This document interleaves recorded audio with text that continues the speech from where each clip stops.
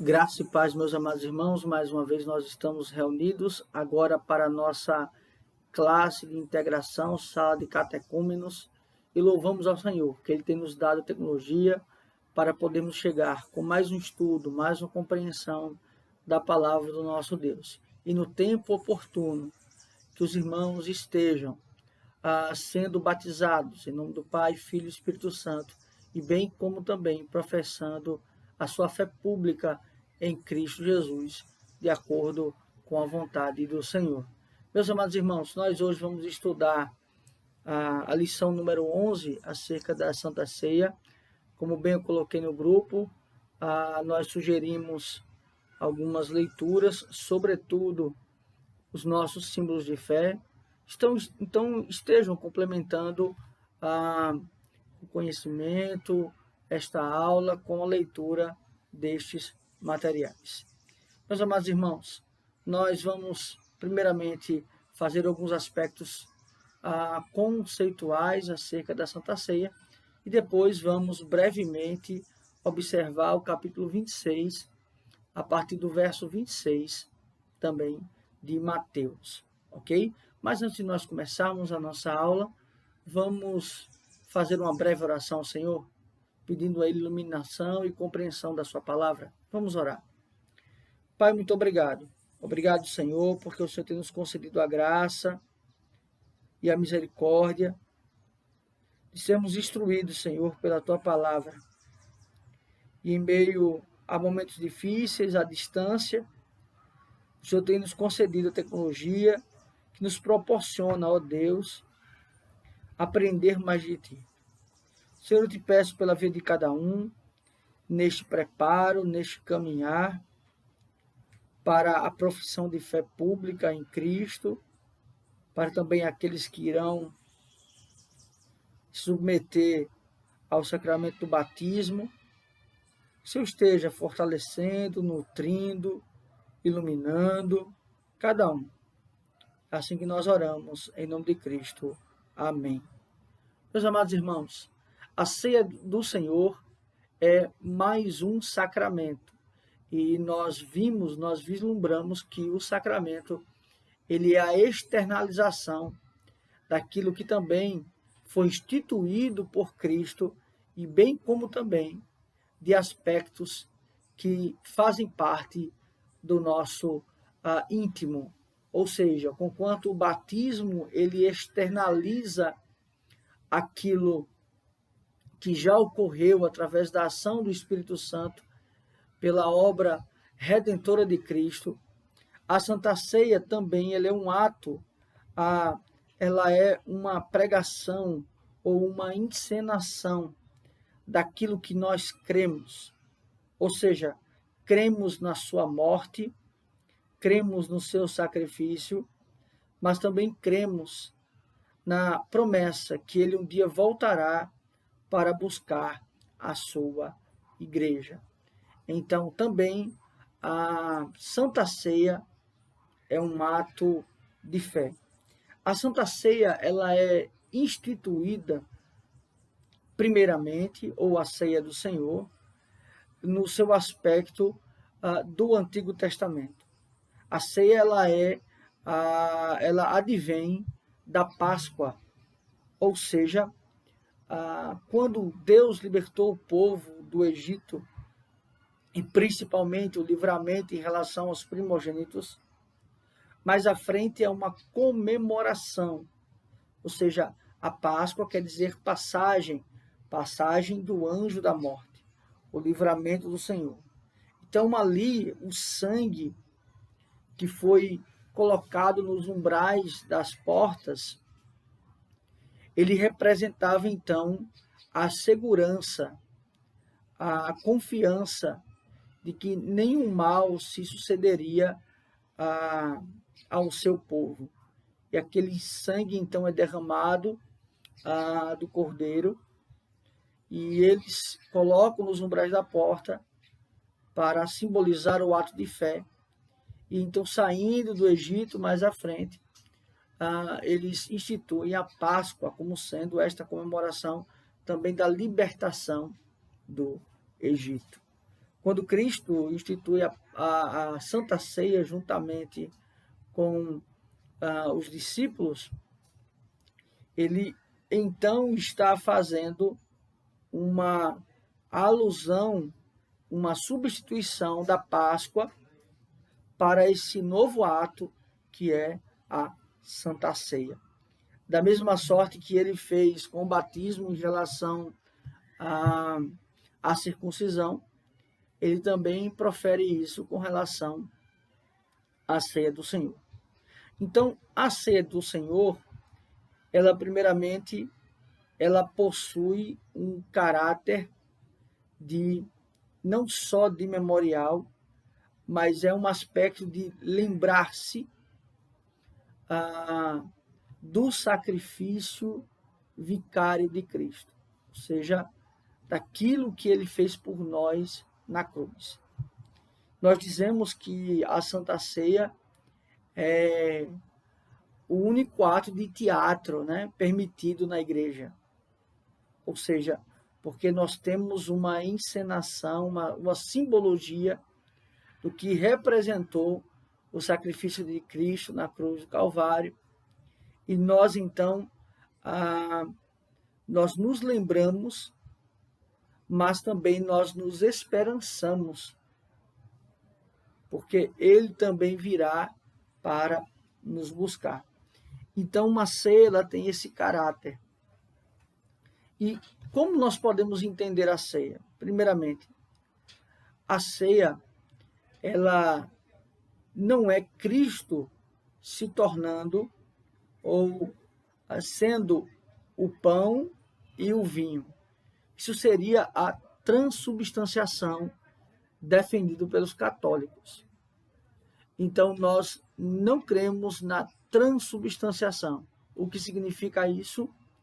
No ato, então, da consagração dos elementos, aquele pão não é mais pão, o vinho não é mais vinho, e agora o pão é o próprio corpo de Cristo e o vinho é o próprio sangue de Cristo. Seria uma profanação.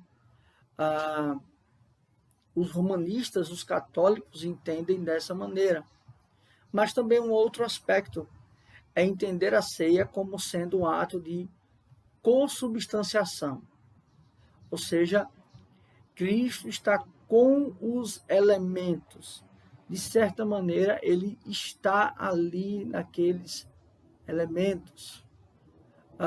Também nós temos a ideia do memorial. Ou seja, não há nenhuma presença mística ou física de Cristo, sendo a ceia apenas uma lembrança. E nós temos o aspecto de que Cristo se faz presente na ceia. Esse é um pensamento muito defendido pela Igreja Reformada, sobretudo por João Calvino. Então, ele vai defender que a ceia ela não é Cristo se tornando o pão e o vinho, nem ele está com o pão e o vinho, nem tampouco é apenas algo em memória, mas, de certa maneira, Cristo se faz presente na ceia. E aí você poderia me perguntar, como ele se faz presente se Cristo está em glória e em corpo? Cristo se faz presente em espírito na ceia. Então, a presença de Cristo na Santa Ceia, que não é apenas um memorial, ele está presente naquele instante. Ele está presente em espírito conosco na comunhão, ou seja, na Santa Ceia. Então, a Santa Ceia também é uma celebração da vitória de Cristo sobre a morte. Conquanto os judeus celebravam na Páscoa o livramento do Senhor do Egito, bem como também Deus ter poupado os primogênitos, a ceia então é estabelecida para uma comemoração, uma celebração da vitória do Senhor sobre a morte. É claro que a ceia também nos faz refletir acerca do sacrifício do Senhor, o quanto ele sofreu e ele padeceu por nós. Então, a ceia ele tem esse caráter. Ora, quem deve então participar desta ceia, desta celebração? Todas as pessoas? Não. Apenas aqueles que foram comprados, redimidos pelo sangue de Cristo e já batizados professos. Ou seja, para ser membro comungante da igreja, aquele que vai comungar, aquele que vai ceiar, é preciso ser batizado e é preciso proferir a fé pública em Cristo. Então, a ceia, a mesa do Senhor, ela está para os eleitos de Deus, para aqueles, então, que fazem parte da igreja invisível, do corpo de Cristo. Então, estes é quem podem, né, participar da ceia. O que pode impedir uma pessoa de participar da ceia? Ela já sendo batizada e professa. O impedimento para a participação da ceia, ela está no ato de consciência ou, então, em um ato de disciplina. O que é o ato de consciência? É no momento da celebração da ceia, no momento da distribuição da ceia, o indivíduo tem um momento do autoexame.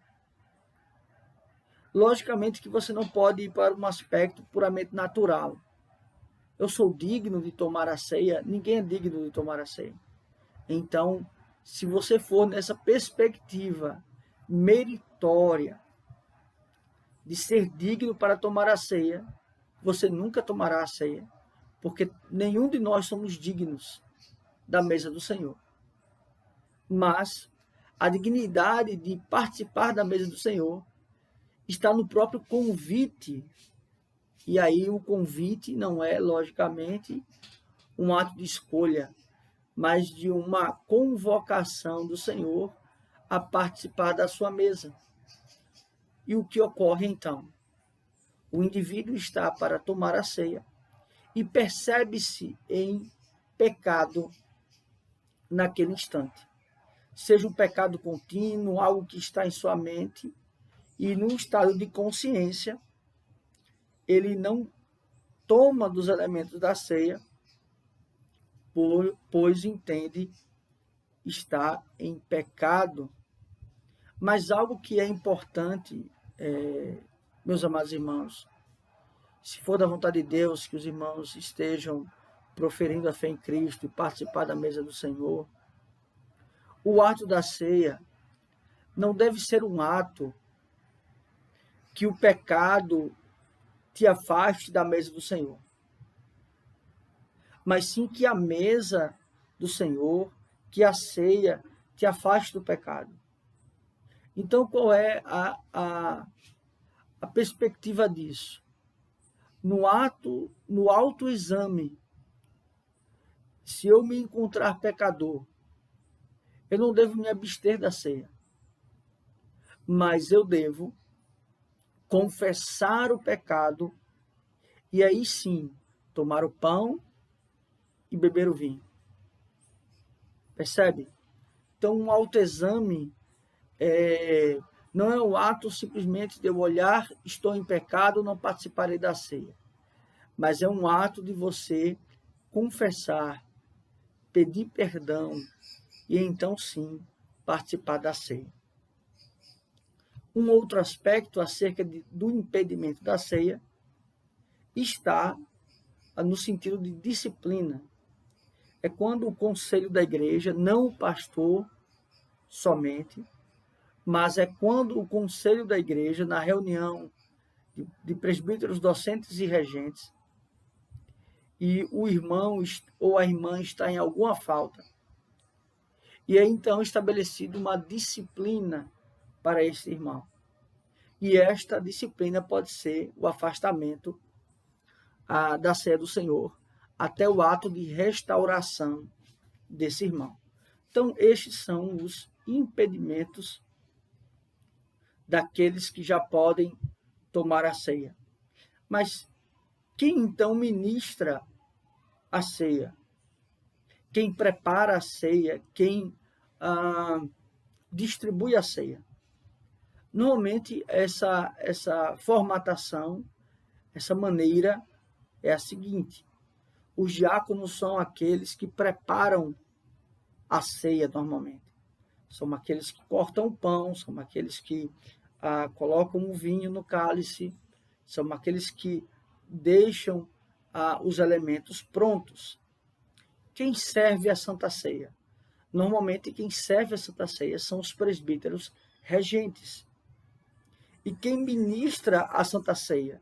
Porque lembre-se que a Santa Ceia também é uma pregação. Então, quem ministra a ceia é um pastor devidamente ordenado.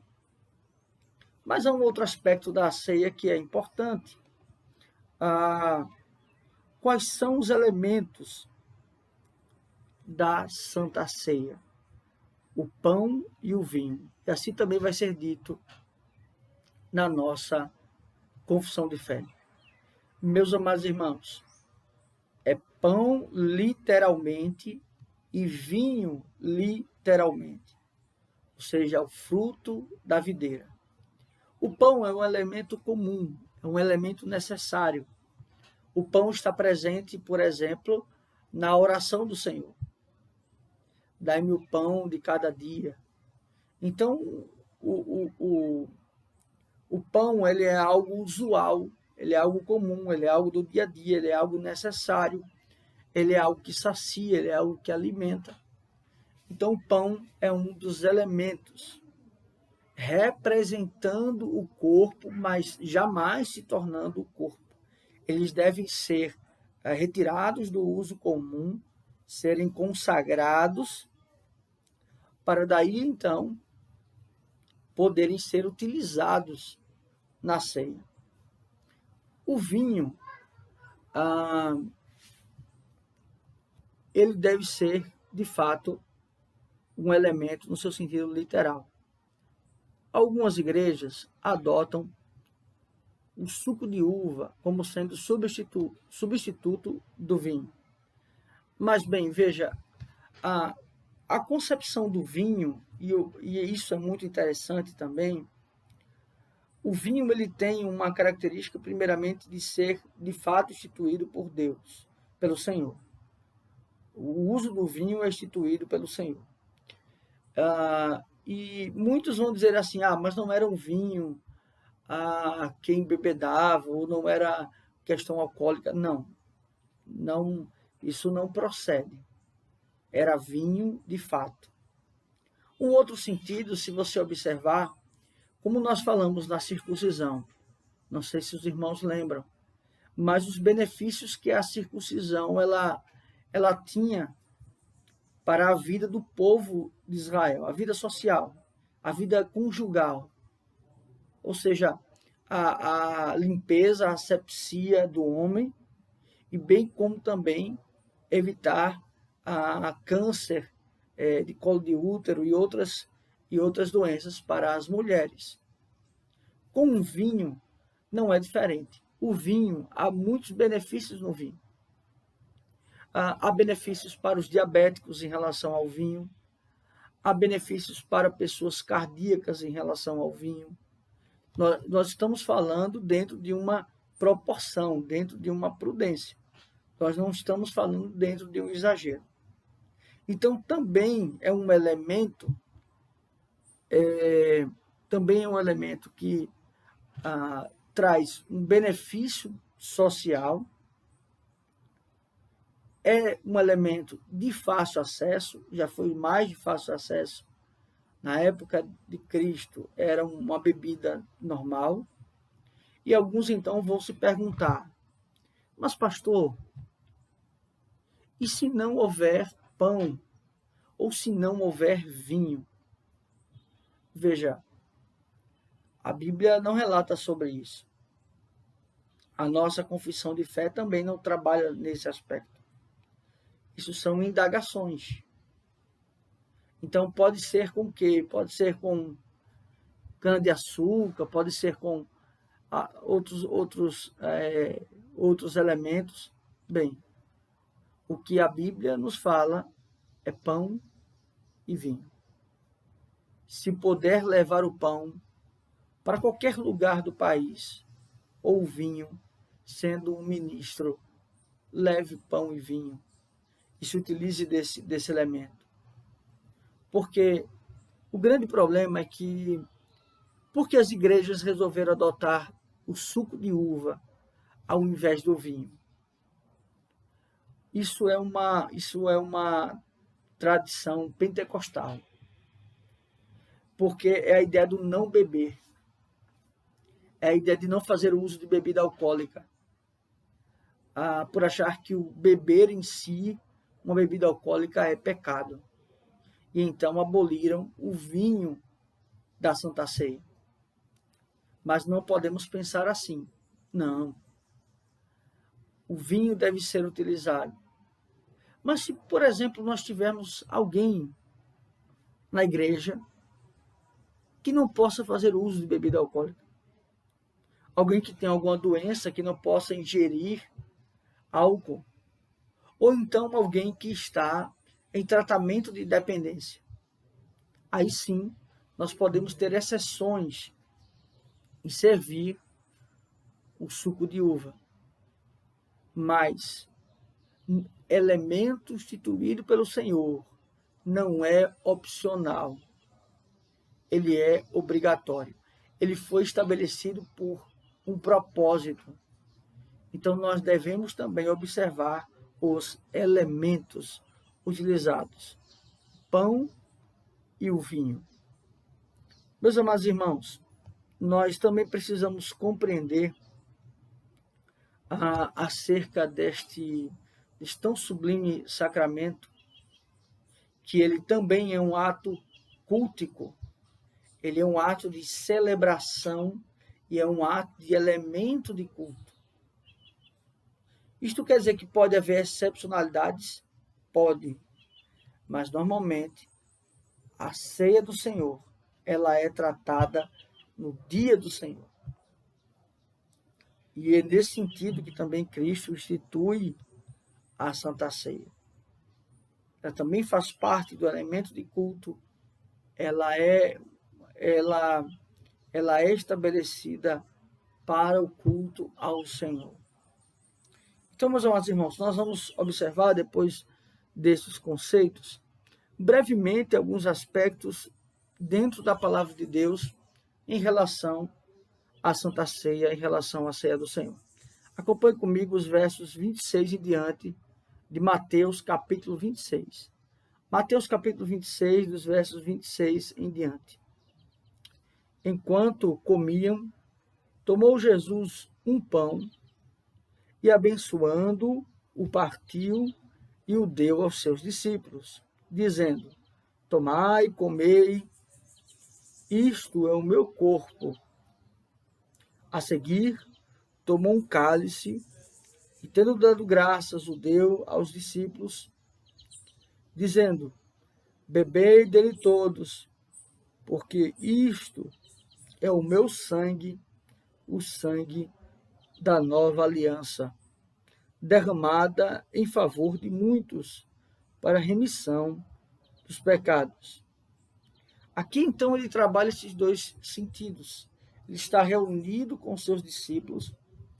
O texto, inclusive, vai dizer que Judas Iscariote já havia saído da presença dos discípulos, e agora, então, ele está com os 11 discípulos para ceiar. Ele toma o pão, e é claro que não poderia ser isto, é o meu corpo de fato, ele estava em corpo, como aquilo poderia simbolizar o corpo. É uma espécie de, ao comerem deste pão, lembrem-se do meu sacrifício. Ao beberem deste vinho, lembre-se do meu sangue derramado. Ao comerem deste pão, pensem o quanto o meu corpo foi moído em favor de vós. Ao beberem deste sangue, pensem na aliança firmada através do meu sacrifício. Então é nesse sentido que ele reúne os elementos. No verso 29, ele vai nos dizer assim: e digo-vos que, desta hora em diante, não beberei deste fruto da videira, até aquele dia em que hei de beber de novo convosco no reino do meu Pai. Irei beber novo convosco no reino do meu Pai. Ou seja, haverá um dia que ele nos reunirá para ceiar juntamente com ele. Cristo está presente na ceia, está presente em espírito, mas quando chegar o glorioso dia, cearemos com ele de forma plena. Isso é extraordinário. E ele ainda diz assim: e tendo cantado um hino, saíram para o monte das oliveiras. E tendo cantado o hino, momento de louvor, momento de celebração, momento que antecede a morte e o sacrifício do Senhor.